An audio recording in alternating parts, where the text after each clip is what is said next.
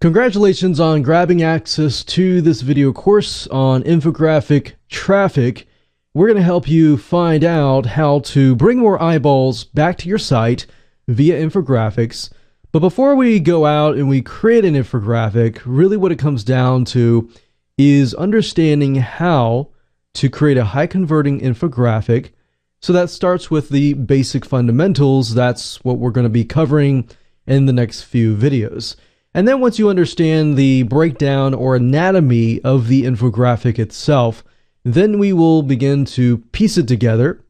Then you can drive traffic, and then you can do everything else. But before you can do that, you have to know the basic fundamentals, right? So this is video number 1, which is the introduction. I'm going to talk about things that you're going to need to have an understanding of your audience and your niche and everything like that before you really begin to think about the colors and the graphics and everything like that. That's actually 10% of this whole process. So I want you to understand that, because a lot of times we want to jump in, we want to go ahead and create the infographics right away, but the reality is understanding how to create a high converting infographic. Because if we go all out there, we create an infographic that just looks nice, and we don't really make it appeal to our target audience, it's really not going to do any of us any good, right? So that's actually the first thing we want to figure out. So delivering value through information. So if you look at a lot of infographics, you'll see statistics, you'll see a lot of facts, but you'll see some sort of value that is being offered to that specific target audience. And that target audience feels like, wow, this is something maybe that would have taken me a while to figure out, or maybe it would have cost me money to figure out. So in a way, it's kind of like a pre-selling mechanism to help you sell your products and services. Now, before we get to that point, the key is to get people to become loyal followers. So that's that pre-selling mechanism. So in order to do that, what we need to do is we need to determine your niche. What is your niche, or what is your sub-niche of your product and service? People are not necessarily going to be interested in your product or service unless it fulfills some sort of emotion, some sort of problem that they're having in a particular niche. So obviously, go ahead, pause this video if you need to, and jot that right now. The next thing you'll want to do is determine your target audience. Now, this can be quite broad, but we really want it to be as specific as you can. So a specific niche, a specific audience, and a specific need and desire. Like, what is their end result? What are they willing to pay money for, kind of thing, in order to resolve a particular problem. And then, of course, you can determine your presentation style. So as you can see, the first two, the niche is 1/3, the target audience is another third, and then the presentation style is the other last third. So we can see that presentation and graphics and coloring is important. And as you know, the specific colors that you put on there can make people feel a certain way and evoke certain emotions and everything like that. So we'll talk about more about that later on. But as you can see, we need to figure out the most important parts of the pieces of the puzzle first. So I really want you to pause this video if you can and just jot that down so that you have an idea. Also jot down what you think people are willing to buy. What do you think people are willing to spend time on? And jot those thoughts down. Don't think about having to organize them or fix grammar issues or anything like that. Just let your creative mind flow throughout right now.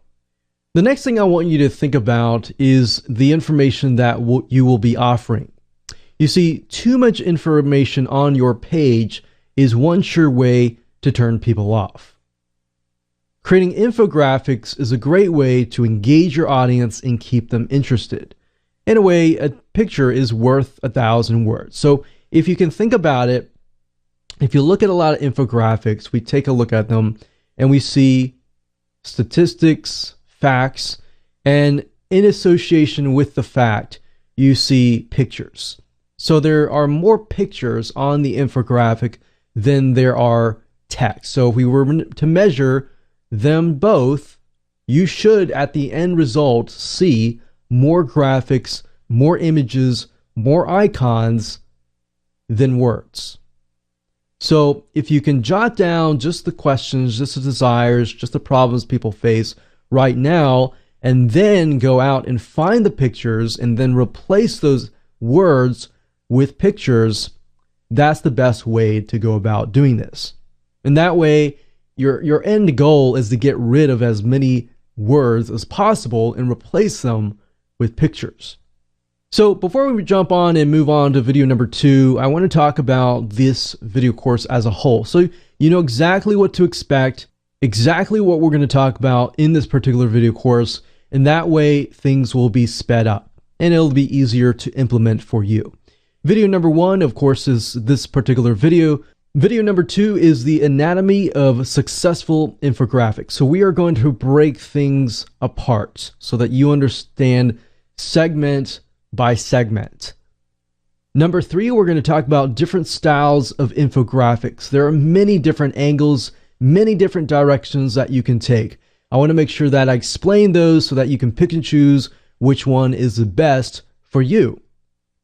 Video number 4, we're going to talk about strategies to build curiosity within your infographic. You know, right off the bat, when somebody takes a look at your infographic, that should build curiosity from the top to the bottom. That it should get them into the mode of really wanting to see the whole infographic. So how do you do that? We'll talk about that in that particular video. Video number 5, we're going to talk about strategies to invoke call to action. Getting somebody to take action is crucial. How do you do that? We'll talk about that. Number 6, we're going to talk about the top tested free and paid tools. So we're going to give you both sides of the coin. That way you can pick and choose what is best for you. If you want to test whatever infographic tool you can, or you can just simply use PictoChart, which is what we recommend, and that's what we're going to be using in video number 7. Video number 8, we're going to talk about how to promote your infographics on social media.